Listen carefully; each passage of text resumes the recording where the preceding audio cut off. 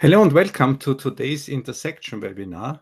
Today it's all about change, as you might have recognized when listening to this great David Bowie song.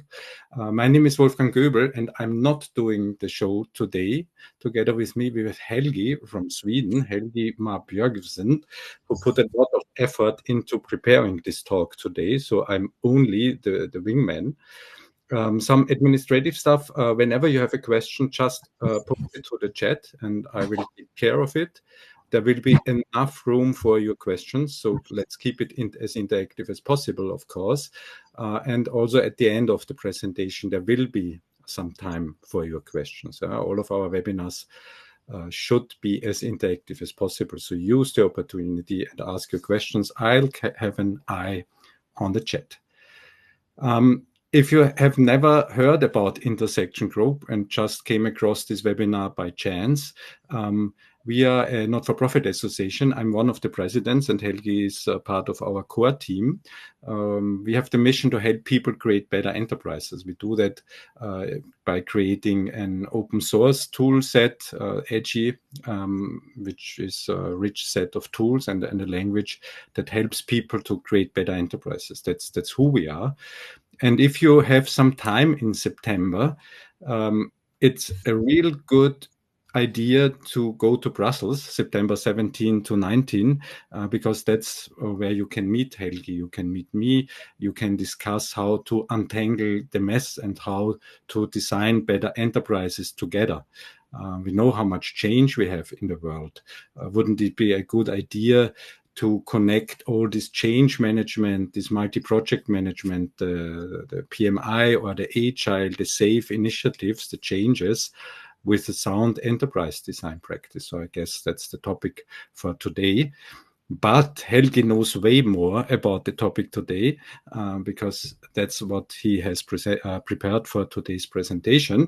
So let's move over to Helgi and run the show. Whenever there's a question, Helgi, I'll interrupt you and raise the question. So the stage is yours. Thank you. Thank you all. Welcome. I wanna start this by taking us about 2,500 years back in time, and look at this quote, this famous quote by Heraclitus, which is assigned to him: "Change is the only constant." And I find this really, really interesting fact that this quote is 2,500 years old. I'm just trying to imagine what actually drove him to come up with this philosophical quote: "Change is the only constant." Then what kind of a change were failing that they were frustrated with that was happening in ancient Greek, and just think about that. 2,500 years, there was so much change that the philosophers were actually thinking about it. So it means that, well, we've been living with change forever. And I find it really interesting that change, if we've been living with change for, well, basically since the dawn of man, how can we still be so bad at it that 70% or 88% of business transformation or change projects fail? I'm not going to put too much value in the actual percentage numbers, but I do feel like they have value in them that is important for us to consider. And I feel that when I ask people about this and then talk to my network about this, then I generally get this same feeling that people relate to the idea that the majority of all change and transformation projects fail, in fact. So 2,500 years we've been working with change and still we're so bad at it. So I started to wonder, why do we fail at change? And as pretty much everybody does today, I asked ChatGPT. So I started with asking ChatGPT, okay, give me 50 reasons for why we fail at change. And ChatGPT, and it gave me 50 reasons, no problem. So I said, well, give me 150, no problem. So I started wondering, how many reasons can we actually have? So I asked it, how many unique reasons can you actually give me for why we fail at change? And it told me back, it said, I can give you 600 unique reasons for why we fail at change, and they can be categorized in these 20 different categories. And I just thought, like, 600 reasons for why we change, why we fail at change. That's quite a lot if you think about it. How do we actually manage that? Is that even manageable, or is that maybe the fact that we fail at change so often, is that also a constant? That it's a constant that we fail at majority of change because there's so many unique reasons for why we can fail. Personally, I don't want to believe that. I truly believe that we can be better at change, and I've been going through my history and my experience, wondering about what is it that why are we really failing at change, and going through some of the reasons that I found. I find that there are primarily two fundamental root causes. They're not root causes for all 600 reasons, but for very many of them. And that's our inability to truly understand others' perspective and to effectively communicate our own. We very often find ourselves in a situation where we have something in front of us, and we are assuming that we understand other people's. We're assuming that we understand a process or any other aspect of someone else's life or reality or work situation. And instead of really going and talking to them, we just say, "Man, I know what they're going through and I can fix that." And we find out then in a situation like this, where we're looking at the same thing, and I'm saying 6, but the other person is saying 9. And instead of actually working with each other, we just go into a screaming war, just shouting a little bit louder. No, it's 6. No, it's 9, etc., etc. So, and the fact is that as we increase in complexity and with more people, this problem actually multiplies exponentially. Since the more people we have, the more silos we have, the more perspectives we have, the more technical debt or structural debt that we have, and the more different dialogues we have, or languages that we speak. Because we have to think about that everything we adds complexity to this, and adds perspective, and then adds to the things that we have to think about and we have to consider. And it increases the complexity of change exponentially, just in most complex organization. As soon as you come over like 50 or 100 people, then the complexity of the change becomes much more greater. And if left unchecked, this forces us to make assumptions. And this is probably one of the biggest problems that you have, that we start making assumptions about so many things. We assume that we have a holistic perspective, even if we rarely tread outside of our own silos. We stay in our own silos, we understand our own environment, but we think that we know other people's perspective. I've been in so many situations where especially people that work in development or IT or design or something like that, they look at other people or other situations, and we assume that we know what's going on there. And we write up processes that are really nice and linear and look great, but they don't really consider the complexity of the reality that the people that are working on those processes are actually facing. We assume that we communicate clearly, that even if we primarily use words, concepts, and models specific to our own disciplines, we have to think about that even if all of us are talking English or French or Swedish or German or whatever general language we're speaking, our disciplines have very, very different vocabularies within those languages, which makes it often difficult for us to communicate effectively, especially because we can have the same word that has a different meaning for different disciplines, and can very often cause confusion or misunderstanding, or people just don't understand at all because they're not familiar with the vocabulary that we're using. We assume that we possess the right competence, that every time that we bring in a group of 5 or 6 people together, that we have the competence that we need.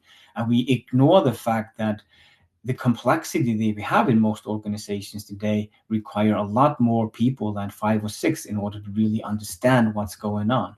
So we often assume that within, just because we have a group of competent people, 5-6 people, that we can actually account for everything that happens in the organization. We assume that we're aligned even if we don't really test it.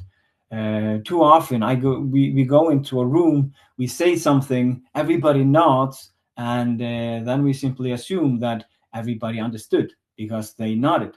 But when they leave the room, then everybody starts talking about, what was he really talking about? Was he talking about that? I don't really care. And they just go do their own thing in their own way.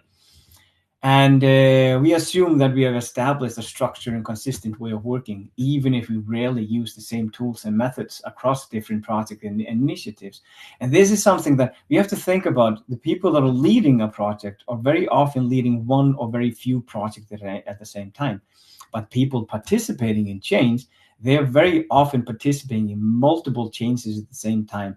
And if they're led by different people, then very often those changes are led in a very different way, using different languages, different tools, different methods, different models, different kinds of communication. So there's a lot of different expectations that we have to think about, where people have to consume information about change from multiple different sources in multiple different ways, increasing the complexity that they have to deal with when they actually go through those changes. So these are the things, when we're working with assumption, we have to really think about the fact that assumption is in fact the model of fuck-ups. I really like this quote that comes from the fantastic movie Under Siege 2, and it's said by one of the villains, because it is really, when we assume something, then it increases the likelihood that we will make a mistake. And this especially when combined with overconfidence.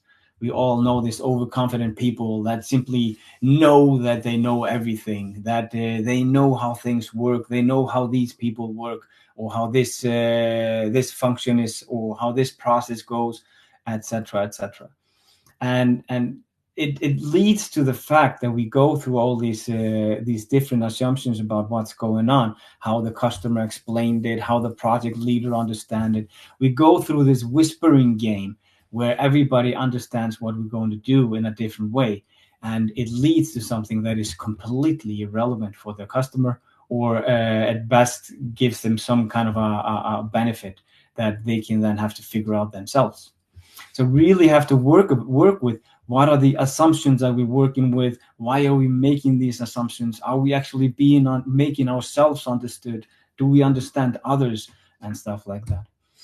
So occasionally we have to assume that our assumptions prove correct. I mean, in fact, we do succeed with change in what, 10 or 20% of the times, if we believe the statistics that we have out there. But very often, too often, they lead to us prioritizing the wrong things, either prioritizing the wrong projects, or prioritizing the wrong aspects of within a project. We require excessive number of coordination meetings. This is something that pretty much everybody I talk to complains about, that we have meeting after meeting after meeting just to coordinate our actions, what we're going to do, and stuff like that. So we need to be able to coordinate in a different and more productive way. We spend too much time on establishing structures and standards, that every time we come into a project, then we reinvent the wheel, bringing in new tools, bringing in new structures, bringing in new way of working, etc. And we are always reinventing the wheel, which is okay for us who lead projects, simply because it's our way of working. We are creating it. But for the people that are working with us, they have to adapt to new ways of working every single time, and can be really frustrating for those people. We rely heavily on few key individuals, because when we bring in the structures and the tools and methodology and way of working, then if those who are leading the change disappear or leave to something else, then it can create a really, really big gap that can create, at worst, can just derail the project altogether and make sure that everything fails. But and at best makes it a lot more difficult for those who are remain to actually continue with the project, very often having to rework a lot of the things that have already been done.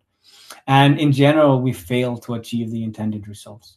So this is something that I have found that in many of the projects that I work with, both that have succeeded and that have failed. And I've heard this from many of the people in my network that I've talked to about these things, that they experience the same things. So it's really important that we think about how we can eliminate this need for assumptions, how we can work with each other, so we can actually, how can we take this step that instead of going into a shouting match about is this a 6 or is this a 9, that we can start wondering, why does that person think it's a 9? Can it be that that person has a different perspective, that they're seeing it from a different perspective, which makes it a 9 for them, even though it's a 6 for us?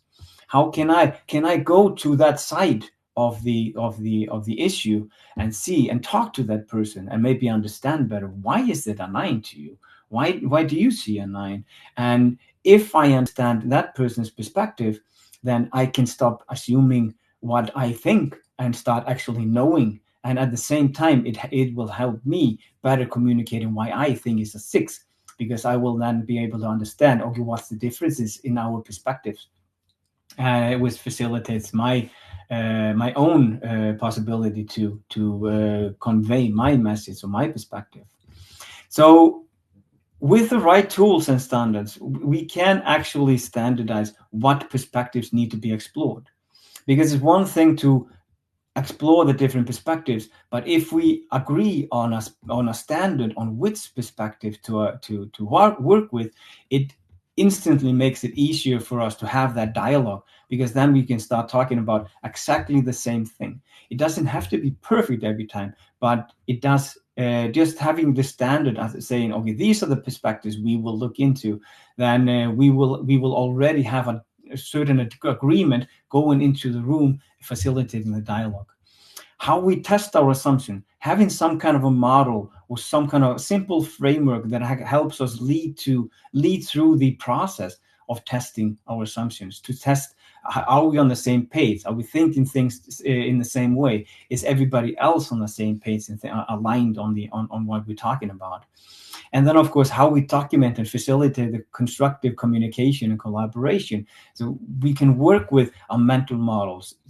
Talking about what's in our head is a really complicated thing to work with, because we are really bad at conveying what's in our heads, actually. So having some kind of a model, having some methodology to convey these mental models in a different way that allows us to have a communication about something more structural and more concrete than just using a verbal language, it really facilitates the possibility to collaborate.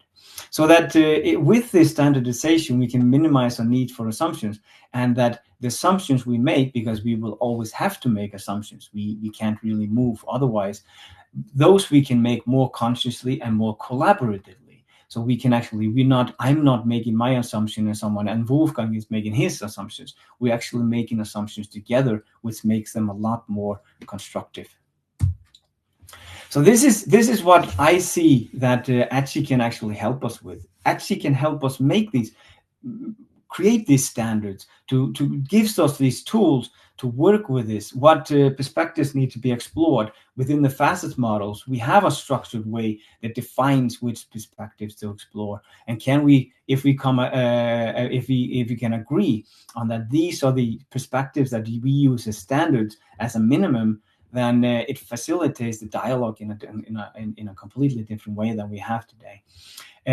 How we test our assumptions. The enterprise scan gives you a framework that actively takes you through each of the perspectives of the EDGY framework in a structured way, so you can actually contemplate, is there a common understanding of who will benefit from the outcome or the task that we are helping people accomplish, etc., etc. So we, in a structured way, go through these questions and ask ourselves, how are we actually doing this? And how we document to facilitate the communication and collaboration using different models and diagrams within the EDGY that EDGY allows us to use, which can be used in different levels with different people, between disciplines, between levels on the organization, in the managerial structure, and the leadership structure. And these three then actually help us with that. So EDGY really helps of using the three facets that we have, that we always think about. Okay, who are we serving? What are they trying to do? What are they trying to accomplish? How can we help them accomplish that? Not putting the focus on the product, but focus on the actual task that they're trying to work with. The architecture, so we know what's happening behind the scenes. What do we need to be able to do to actually support the people we are supporting, and the identity, to really understand why we are here. What is who are we? What matters to us? Why are we trying to accomplish this, and focusing on these people, and use the elements of the EDGY models to really help us, guide us in this way. So the content, the purpose of why we're doing this, putting that in the content of something, using the story to convey it, and understanding the tasks we're working with, the channels that we're collaborating through, and the journeys that we go through in order to accomplish these tasks, and using these elements to really create a structure, that we have a combined structure, that when I go into a room and we start talking about the different perspectives that we need to work with, then this gives us a model that tells us, yeah, these are the perspectives. These are the perspectives that we will talk about, so that when we talk about tasks, we know we're talking about. We have that perspective of the task, of the customer that we're serving. And when we're talking about the asset or the process or the capability, we know that we're talking about the perspective of the people that are actually doing the work, that are creating the product and delivering the service or the product that we're providing to the customer.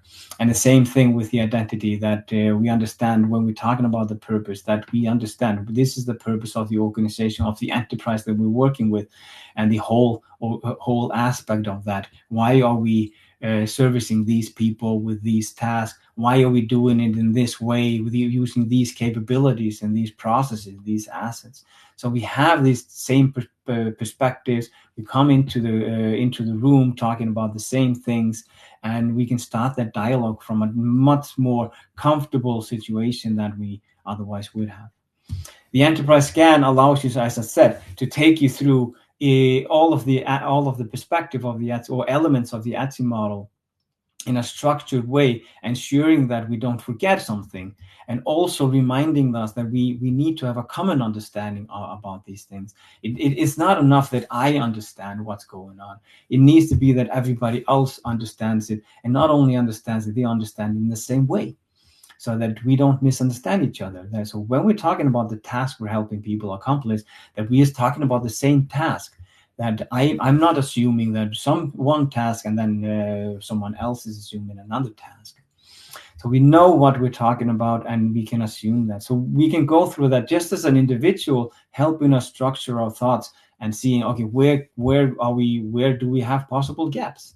Where am I making assumptions? Where do I have to improve my perspective? Where am I lacking perspective? And how can I improve my own perspective, how I communicate my perspective to others? And of course, if we are a group, then we can compare them. We can do them we can do them individually, then we can come together in a group and start comparing how are our perspectives. Am I actually making assumptions that I don't know that I'm making?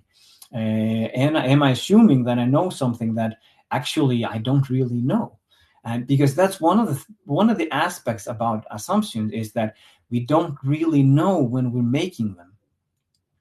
It means that we think we know things, and we don't really understand that they are just assumptions until we actually get information from someone else, which then helps us to see the other perspectives and realize where we are making assumptions about what we're making assumptions, and how we can then collaborate to actually bring forth the truth and understand how things are really happening. So having a simple framework that allows us to come together in a room and in a structured way go through these assumptions that we have, and how we think or assume that things are, and how things are progressing. So this is something that we can actually use to very easily go through the assumptions that we are making. And of course, the EDGY language is a language, And it's not only the three facets and the elements enabling us to understand what perspectives we need to think about and consider in our change work. It actually provides us with a language that allows us to document these changes, to document what we're talking about, to document our mental models in a really simple way that allows us to talk between disciplines, allows us to talk between organizational levels, and in a structured way, so that we always know when we're using the green color, then we're talking about the identity, and if you're using the square with the round corners, then we're talking about an outcome element, if it's a purpose or capability or a task. So we're always talking about the same thing, we're always using the same perspective, and we always it facilitates the dialogue that we have between people. And then, of course, using this language in multiple different ways, in multiple different models, we can model the change in a completely different way, depending on who we're talking to. So if we're talking to the leadership that needs to have a high level perspective of things, that we can take and document it in a high level perspective, using EDGY, using the facets, using the elements, using the colors. And then when we go in the lower level, go into more details, then we can still have the same shapes, the same colors, the same language, and we're talking about the same thing. So we always have a red thread going through every conversation that we have, going through every aspect of the design that we have, and really having a good dialogue about the change.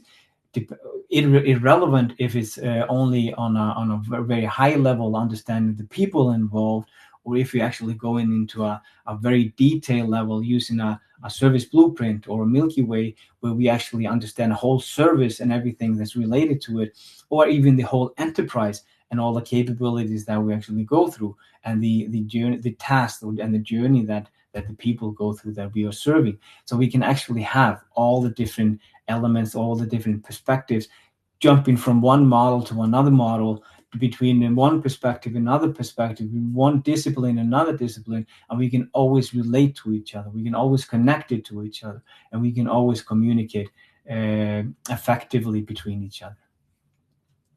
So yeah, this is pretty much the message that I wanted to promote today. And otherwise, I mean, before we go into questions, I just wanted to introduce. I mean, if you're not familiar with it, I mean, yeah, but just to close things up. So with these three perspectives of the EDGY models, we can really work with our assumptions. We can come really far with standardizing our work, ensuring that we're always working from the same perspective in every change that we're working with. So that every change we go through, people use the same language, the same models, the same tools, so that we don't have to work, we don't have to learn new things every time we go into a new project or new change or new initiative that we initiate. And over time, if we use the same language, then give it 1 year, give it 5 years, give it 10 years, because we have to think that our organization, our enterprises are supposed to live quite long, over decades, that if we use this consistently, then we can really start to communicate on a completely different level, having a completely different dialogue between us and within those changes, within that enterprise, using the same models, using the same words, using the same icons and colors for the same things, so that every time we go into a change, we can very easily communicate it. We can very easily jump into a dialogue with different people from the enterprise, and still everybody understands what we're talking about, and we can still test our assumptions in a structural and methodical way, so that we can actually know what we're talking about, and eliminate the unnecessary assumption, and only focus on the assumptions that we actually need to know, because we always have uncertainties. But we can eliminate the uncertainties as much as we can possibly do by involving more people and do it in a structured way. So that is the message that I wanted to cover today. And I just wanted to know that if you are new to this and you're new to EDGY, you can find it on our website, which is www.enterprise.design. There you can find everything about the EDGY. You can get you can get access to the enterprise scan also, and find all the information about how you apply them and what they mean. Of course, EDGY is being implemented in multiple different services. So if you want to work with EDGY in a different way, like model with it, then you can find multiple different services that are out there that we have. And of course, since EDGY is a completely open source tool, we don't really know about every instance where it's being implemented in different tools, because, well, those that are using EDGY don't really have to tell us about it. But you find a tools section where you can actually download the stencils. So if you want to work with the stencils, you work with the language in a structured way with models and diagrams. You can find them, for example, in Miro or in PowerPoint, or in different way, or what we most use within Intersection. We use Draw.io and Confluence very much, which works really great. So you can get these stencils from the enterprise.design and start working with them. And of course, all free of charge, and you can download it yourself. You can also have it even more simple. You can you just use Post-its. You can use Post-its to work with and work within the elements. You just have to find Post-it that just about match the colors of the facets or the intersection. You can actually start having a very interactive workshop where everybody works with the different elements, understanding what they're talking about, and modeling things in a different way, because it doesn't always have to be that structured in the beginning. We can have it really fluent, and then have a really good opportunity to change things and discuss things and have that dialogue. And of course, if you want to learn more, the next academy we regularly have an academy for EDGY. Anybody that wants to learn about EDGY, the next one is started on April 24th. So absolutely, if you're interested and want to join, then don't hesitate to go into the Intersection Groups.events, where you will find information about the academy. And there we also have regular events about different aspects of how we can use EDGY or about EDGY. This one is why we fail at change, and in 2 weeks we have a capability maps, and then we have a lineup until May. And of course, every historical session, every session is recorded, so we can always go back and see everything that has been all the events or webinars that we have had previously. And of course, we have we promote also. We base our work on the patterns book. So how we work with enterprise design is based very much on the book that we have published, which is called Enterprise Design Patterns, which gives a lot of constructive and good insight to those working with enterprise design, those working with change. How do I go about it? What things can come up? How do I react to these scenarios that can come up, and different things like that. So the patterns is really, really interesting and easy to read book that can be really helpful when working with change. Yeah, so that's it. This is pretty much what I was intending to promote today. Yeah, so we don't have many questions in the chat, but there's still some time left. So if you have more questions, feel free. I mean, thanks, Helgi, for this wonderful presentation. I always have this question. I added it also to the chat. How can sound change, or the change portfolio? How could sound portfolio management, change portfolio management ever work if you don't understand the future state design, for example, if you don't know where you're going, and if you don't understand the elements, the capabilities, the IT applications, the dependencies, what's going on in the business. For me, this is was in many companies. I've seen that so often. Yeah, there was the big project managers and the multi-project management office, and they did not really care so much about the future state and where this is all going. They always do have similar experiences. So that would be my question today. Yeah. Absolutely, I get that. I see that so many times, and in my experience, I've been involved in several initiatives where we try to actually establish a portfolio management, where we fail simply because we all have our different ideas about what needs to be included in the portfolio, what information needs to be included, what perspectives do we need to consider about the project, and then of course the language. we tend to have a different language, even within the same organization, work with the same portfolio, which means that we mismatch.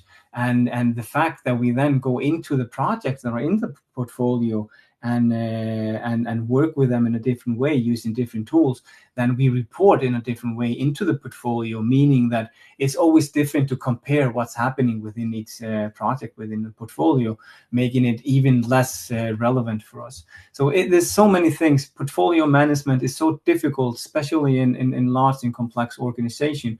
So standardizing on tools and methodologies, standardizing on language, standardizing on perspectives that we consider and we report into the portfolio is so valuable, and at the same time so difficult. And this is the first time that I've seen something that I truly believe that can be the base for this standardization. That's what I see in EDGY, and I haven't seen that in any other tool or methodology that I've found.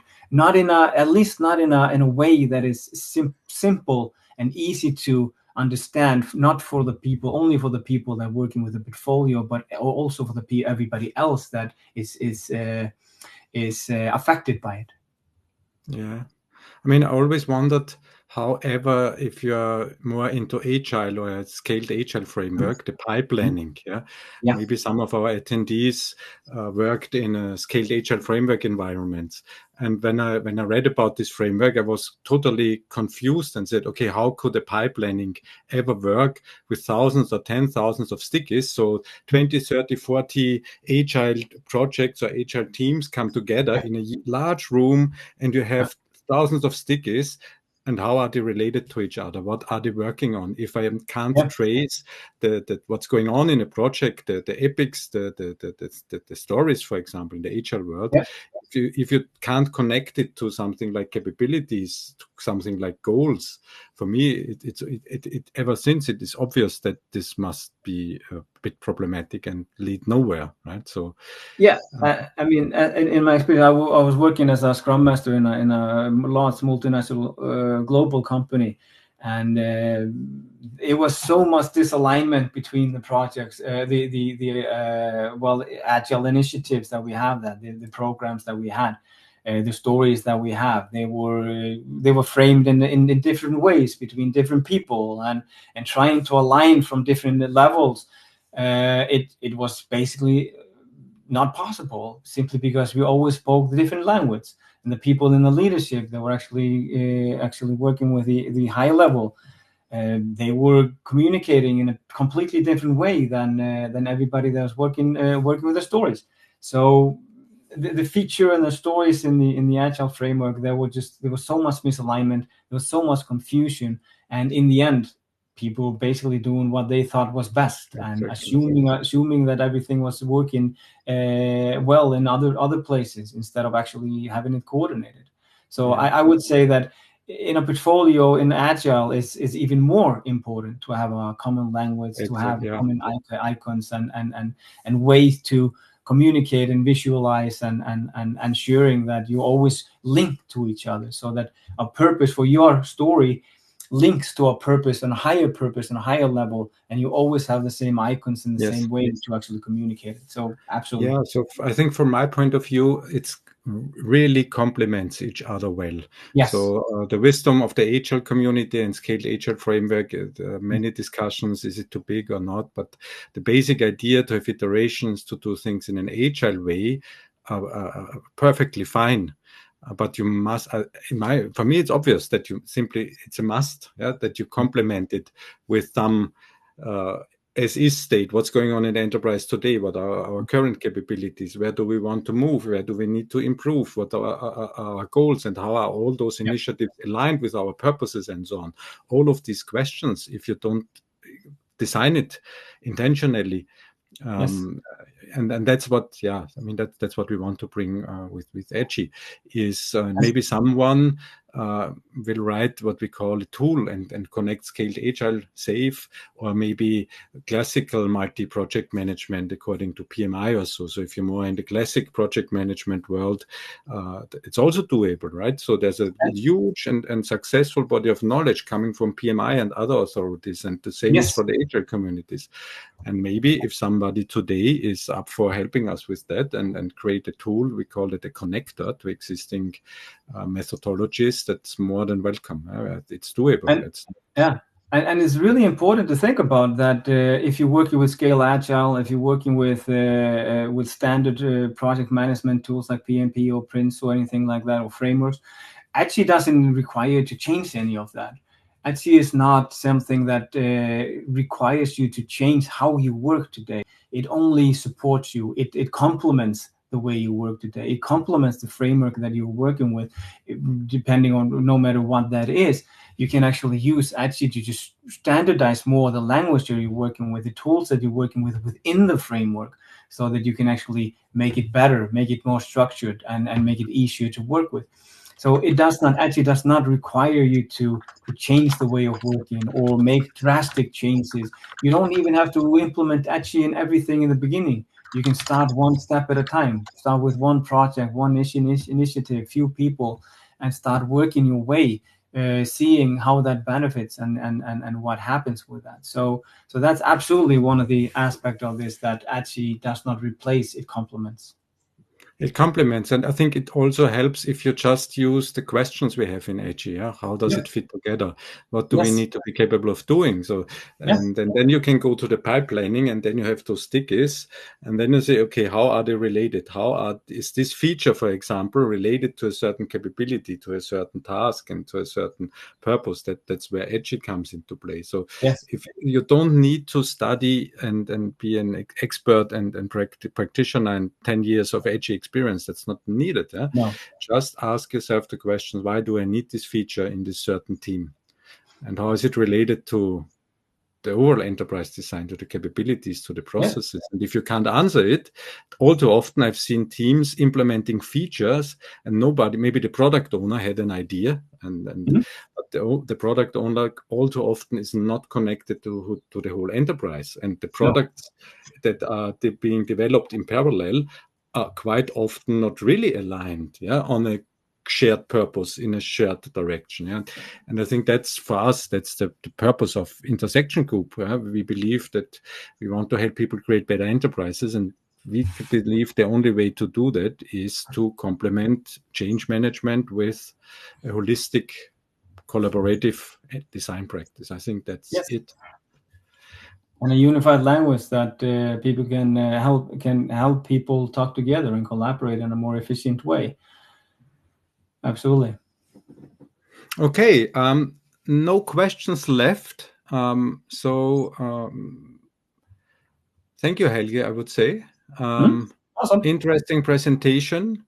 Interesting discussion, like always. I think we can get quite passionate when we discuss that. Unfortunately, because if you get into enterprise design and EDGY, it becomes so obvious that the current approach to change is totally flawed. Maybe that's too extreme, but we all know. I mean, if you're looking at 70 or 80 or 90% of all change initiatives failing, then the current way of doing it is totally wrong. It is something really fundamentally wrong with it, and we need to work with that. And we have to think about it. I mean, EDGY doesn't solve everything. EDGY is a framework that can help you design things better in the beginning, so that you can actually know what you're doing before you start doing it. But you always have to go through the change process afterwards. But going into the change process without knowing what you're going to do or what you need to be able to actually accomplish it, well, you just you're lining up to fail from the beginning. So you have to have a good fundamental. You have to have a good foundation to absolutely be able to accomplish the change, and that is what EDGY can provide you with. It can help you create this foundation so that you have a good understanding of what you're going to do, how you're going to do it, and it simplifies all communication between all stakeholders in such a big way, because it allows you to have that oversight. Exactly. I think that was the perfect last word. were the perfect last words. So thank you all to all attendees for your attention. You will get the recording and the slides, and maybe you want also to distribute. Please follow us on LinkedIn or via our newsletter. Next webinar, I will be doing that together with Jim about business capabilities, which is a big topic. In 2 weeks from today, I will run the show. And looking forward to meeting many of you in some of our future events, or contact us if you have further questions. We are an association with the passion to help people create better enterprises. So if you need some help, we always want to help. That's why we are there. Mm-hmm. Thank you very much, Helgi. Thank you very much, and see you soon. Bye-bye. See you. Bye-bye.